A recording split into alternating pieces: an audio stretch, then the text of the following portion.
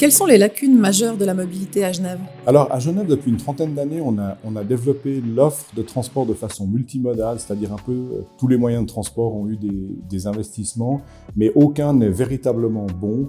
Et c'est particulièrement le cas en ce qui concerne le confort. L'offre de transport public est saturée. Quand on se déplace à vélo, on est sur des infrastructures qui sont souvent un petit peu étriquées.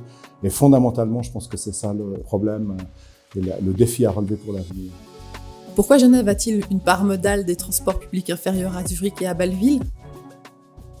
Il y a plusieurs aspects qui sont très très importants pour cette différence. Une partie de la réponse, c'est que Genève a enlevé pendant 20 ou 30 ans les trams dans la région de Genève, tandis que Zurich et Bâle-Ville, par exemple, ont gardé le système de tram. Il y a aussi l'aspect qu'il faut plus de sites propres pour les transports publics. Il faut favoriser les transports publics et c'est ça qui manque à Genève. Comment optimiser la fluidité de la mobilité à Genève?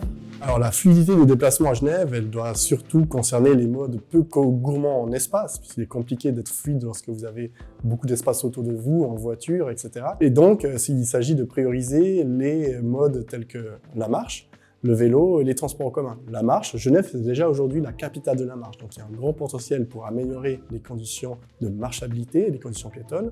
Le vélo, on a une ville plate, c'est une chance, on a beaucoup de gens équipés, on doit aussi pouvoir justement déployer un réseau efficace et les transports en commun pour les adapter aux nouvelles géographies, aux nouvelles spatialités de la mobilité de demain, c'est-à-dire la mobilité de loisirs, la mobilité d'achat. Une chose qui pourrait aider beaucoup, c'est vraiment améliorer la fluidité des transports publics en limitant un peu le trafic individuel. On ne sait pas qu'en août, quand on a l'impression qu'il n'y a aucune voiture qui reste à Genève, c'est seulement 10 ou 15% de moins de trafic que l'habituel. Donc, si on arrive à ça, ça augmenterait la fluidité et des voitures individuelles et des transports publics. En suivant cette réflexion, quelles solutions proposez-vous pour une meilleure mobilité à Genève?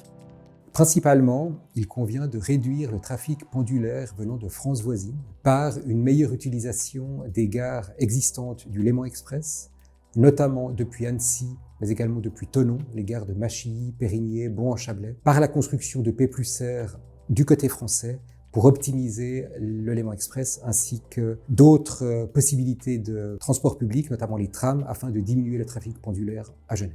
Mobilité efficace, je pense, c'est pas forcément se rendre le plus vite du point A au point B, mais c'est aussi que ce trajet se passe de manière sûre et attractive. En ce sens-là, c'est vrai, si vous faites référence au trafic motorisé, c'est clair qu'on a une saturation complète du réseau avec une population qui croît, des voitures toujours plus grandes, toujours plus puissantes, toujours plus de trafic et on ne peut pas continuer dans cette voie-là. Et pour moi, c'est clair, pour la qualité de vie comme pour le climat, on doit absolument réduire le nombre de voitures, réduire le trafic motorisé et donc favoriser le déplacement en transport public, en mobilité douce et investir dans ces infrastructures-là. Et alors, comment renforcer l'efficacité des transports publics genevois? Une chose qu'on pourrait faire n'est pas planifiée maintenant, mais c'est vraiment quelque chose qui augmenterait le succès des transports publics, c'est de passer au quart d'heure, c'est-à-dire tous les bus, tous les trams. Les trams, c'est plus que tous les quarts d'heure, mais les bus de campagne, ce n'est pas tous les quarts d'heure, des fois c'est toutes les heures.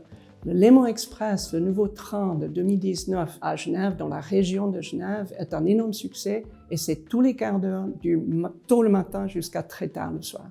Ça augmenterait vraiment l'efficacité du réseau. Et quelles améliorations suggérez-vous pour le réseau ferroviaire? Les enjeux ferroviaires, c'est parmi les plus grands enjeux de mobilité à Genève, parce que Genève a un manque cruel de desserte de son arrière-pays, desserte ferroviaire, chose que les autres villes, Bâle, Berne, Zurich, ont et qui permet d'avoir finalement des parts modales de transport public importantes. Où ça? Eh bien, dans des régions où le bus et le tram ne sont plus compétitifs, qui sont situés justement entre 5 et 30 km de Genève. Et aujourd'hui, il n'y a pas d'offres et pas d'offres planifiées. Quelles sont ces régions? Premièrement, c'est le Pays de Gex. Toute cette partie-là est en croissance démographique importante, un nombre très important de flux. Et donc, par exemple, depuis Gex jusqu'à Genève, on aurait là un axe important à développer. Et l'autre région, c'est le Genevois-Haut-Savoyard, c'est-à-dire la partie de la Haute-Savoie qui est située entre Saint-Julien-en-Genevois et Annecy, où aujourd'hui une population importante vient s'installer chaque année et où des flux automobiles extrêmement massifs finalement franchissent la frontière depuis cette région vers Genève. Et donc, il faut déployer une vision, un grand axe ferroviaire qui irait justement d'Yvonne, Gex vers Genève, puis ensuite qui pourrait être prolongé vers Annecy. et qui serait cette colonne vertébrale nouvelle, cette extension du Léman Express qui pourrait apporter beaucoup de bénéfices à la mobilité à Genève.